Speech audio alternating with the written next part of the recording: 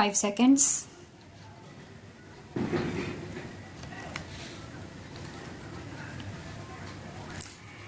Export competitiveness, however, is only a function of the competitiveness of the entire economy. The poor state of our infrastructure is reducing our export competitiveness. The government has given the highest priority to the development of our infrastructure. Our various initiatives in his regard will start bearing fruit very soon. We have taken decisive action to speed up clearances for power projects and to expand and upgrade our airports and ports. The task force on infrastructure has formulated an ambitious national highway development project which I inaugurated in Bangalore earlier this month. Speed of movement of goods within the country and their shipment outside the country is critical for the success of our export efforts. The task force will soon present to the government an integrated national transport policy whose aim will be to create fast communication links for people and goods. Cheaper and reliable telecommunication links with the rest of the world are crucial for increasing the competitiveness of Indian exports. A new telecom policy is now on the anvil. One of its major objectives is to rapidly increase tele density all over the country. It will ensure that the prices of domestic long distance and international calls follow the global trend of sharp decline and become as cheap in India as in the rest of the developed world in the shortest possible time. The new telecom policy will also be a big boon to India's software exporters. You are already aware of the many steps taken by the government to make India a superpower in information technology. We have received an excellent response from the industry in this regard.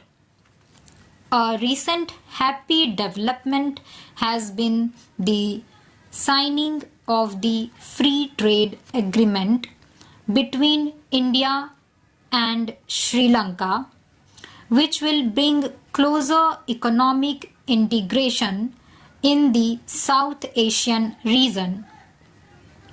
I am confident that this agreement will lead to greater trade between our two countries which share so much in common.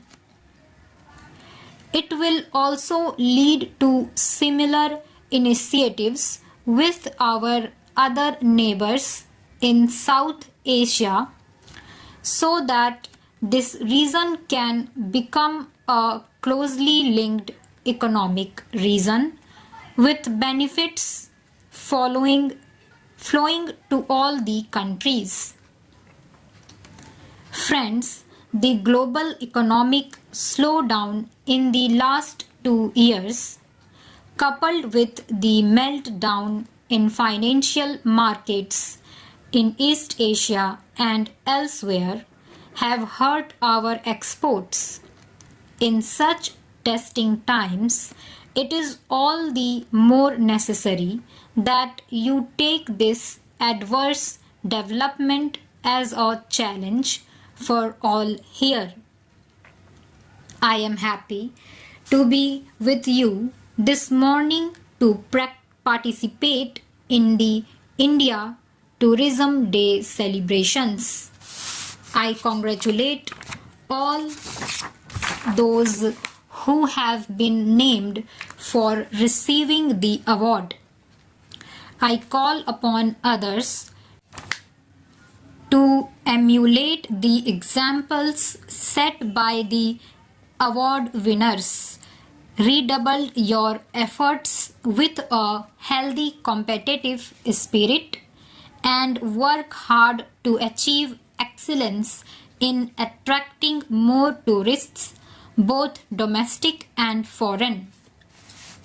We all know that tourism generates many more jobs for relatively less investment.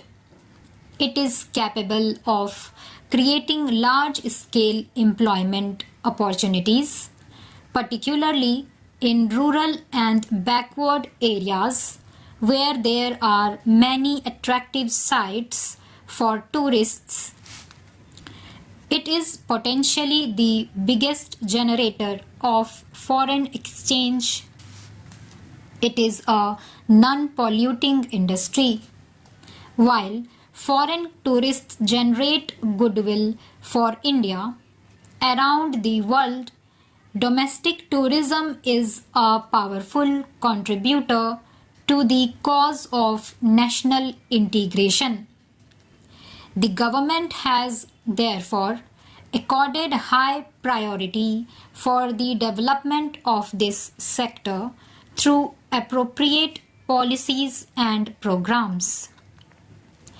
Tourism has often been misunderstood as an elitist activity without realizing its economic, social, and civilization significance. Travel from one place to another for the purposes of pilgrimage, pleasure, experience, education, and business is not the exclusive privilege of any class of society, but a universal phenomenon. Tourism brings together people of different cultures and reasons and fosters better mutual understanding. For doing this effectively and durably, it demands conditions of peace. It is therefore rightly said that tourism is the greatest peace movement in the world. Therefore, I commend all of you working to promote tourism in India for also promoting the larger goal of peace and harmony around the world. Friends, on a day like this, it is natural for us to celebrate what India has achieved in the field of tourism, but it is equally necessary to focus our attention on the gap between our achievement and our own targets, and also the gap between the progress of tourism in India and that in other countries of Asia and the world. If there is any destination in the world which offers the widest choice to tourists, it is India. Nature tourism, culture tourism, exotic tourism, adventure tourism, and spiritual tourism.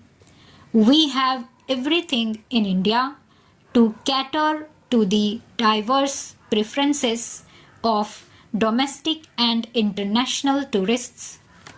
Yet, our target of 5 million foreign tourists have not been achieved, whereas even smaller countries are getting tens of millions of tourists.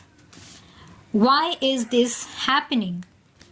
I readily acknowledge that, as in the case of other industries, inadequate infrastructure is a major constraint in the development of tourism. The infrastructure for tourism includes not only hotels, restaurants, and other site facilities, but also basic amenities. Stop.